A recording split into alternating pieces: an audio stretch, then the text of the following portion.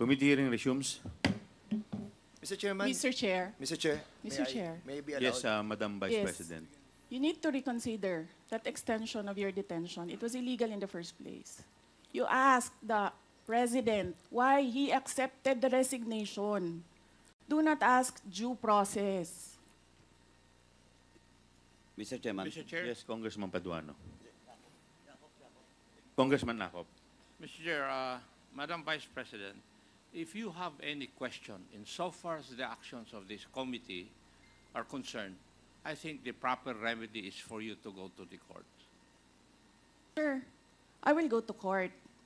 Opo, pero Oo, that is pero your... araw-araw, you are depriving a person of her liberty while I await That is precisely the point, ma'am. the... If our action of detaining your chief of staff is against the law, I think the proper remedy, and I think you're a lawyer, Yes, sir. the proper remedy is to go to the court. Sir, do you really want to show the Filipino people kung anong kaalaman ninyo sa batas?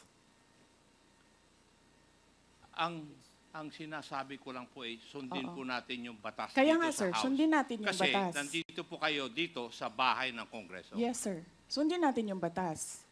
Why will you penalize, punish Yusek Lopez for an act of the President?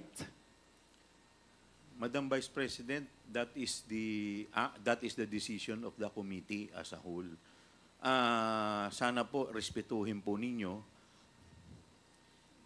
Yes, sir. Kung meron pong Okay. remedy, alam naman po ninyo bilang abogado na tama po yung sinasabi ni Congressman Akop, pwede po tayong mag-file ng relief sa court. Okay, sige, sir.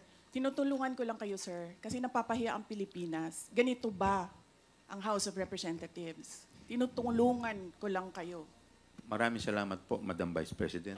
With all due respect, Yes, Mr. Chair, Congressman Mr. Chair, I move that we Deputy strike Speaker out. I move that we Suarez. strike out that last comment said about the House of Representatives. I don't think that is warranted. Neither is it fair to make statements such as that. So move, Mr. Chair. Second. Is there any objection? Hearing none, the motion is carried. And Mr. Chairman, Yes, may Congressman we Dan remind all the Fernandez. resource persons to address the chairman kasi nakakawala po ng respeto sa committee na to kung hindi po natin i-address ang chairman. Maraming salamat po, Mr. Chair. Thank you.